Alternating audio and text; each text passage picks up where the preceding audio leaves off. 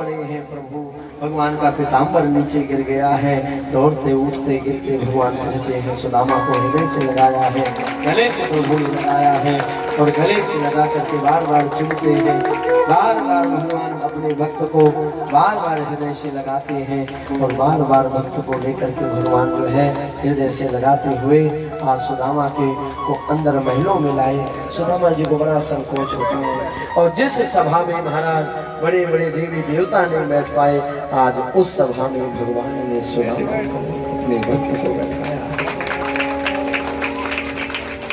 भगवान चरणों में बैठ गए हैं और चरणों में प्रभु बैठ करके शरद भगवान ने आदेश दिया है। माता रुक्मिणी पग तलटक जाने लगे फूटे रोए, आए महादुख पायो सका तो आए तेना के थे दिन को, आए महादुख पायो सका तुम आए तेना के थे दिन को, देखे सुदामा की दीने दशा,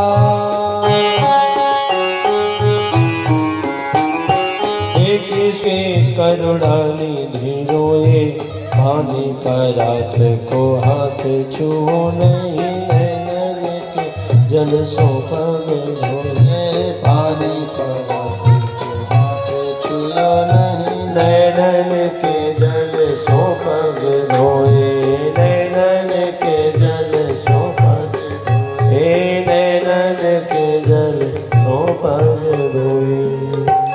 पानी पर हाथ को भगवान ने हाथ में नहीं लगाया, नेत्रों से झरझर अश्रु प्रभु के बहे। सुदामा की दीन दशा देख करके भगवान रो करके कहते हैं, अरे दादा इतनी ज्यादा कष्ट सहते रहे, एक बार तो कहा होता मैं तुम्हारे दुखों को दूर कर देता। सुदामा जी कहते हैं, लाला ऐसी कोई बात थी नहीं, क्या कहता तुझसे। तब भगवान सुंदर सुदामा को स्नान करवाते हैं। इसके बाद अपने सुंदर कपड़ों को भगवान सुदामा को देते हैं, नए वस्त्र धारण करवाए। पर सुदामा की चरणों की सेवा प्रभु कर रहे हैं, क्योंकि बहुत दूर से सुदामा पैदल चल के आए हैं। स्वयं भगवान जो है चरणों की सेवा करते हैं और स्वयं माता लक्ष्मी रुक्मिणी सुदामा जी को पंखा झाल रहे हैं। कौन कहता है सुदामा दरिद्र है भैया, अरे जिसकी चरणों की सेवा जगत का मालिक कर रहा हो और जिसको पंखा स्वयं माता रुक्मिणी झेल रही हो, वो गरीब कैसे हो सकता है। और आज महाराज सुदामा जी ने तो भगवान ने सुदामा जी के हाथों की सेवा प्रारंभ करी, हाथ दबाना प्रारंभ किए। तो सुदामा जी कहते हैं, भगवान ने कहा दादा जो कछु हो ऐसे कोई भाव नहीं है, जो भक्त मुझे देता है। सुदामा जी ने कहा कुछ भी तुम कहो पर मैं देने वाला। भगवान ने धीरे धीरे उसी हाथ पे भगवान ने कहा कि दादाजी ऐसे लग रहा है काफी देर से आपके एक ही हाथ पे ज्यादा दर्द हो रहा है, आपने इसको बहुत जोर से भींच रखा है। सुदामा जी दूर हटते, बोले ना ना भैया ऐसी कोई बात ना है। बोले ना ना दादाजी हम तो ये इस हाथ की सेवा करेंगे। और भगवान ने वो हाथ पकड़ा, जोर का झटका लगाया है और जैसे हाथ पे जोर का झटका लगाया सो वो 4 मुट्ठी चावल की जो पोटली थी छूट गई नीचे गिरी है। भगवान ने उसको खाया और खोला है। एक मुट्ठी चावल भगवान ने हाथ में लिया और खाने के लिए भगवान तैयार हुए हैं। जैसे भगवान ने एक मुट्ठी चावल खाया है, सोई महाराज 1 लोक का राजा बना सुदामा को बनाया। दूसरी मुट्ठी खाया, 2 लोक का राज दे दिया।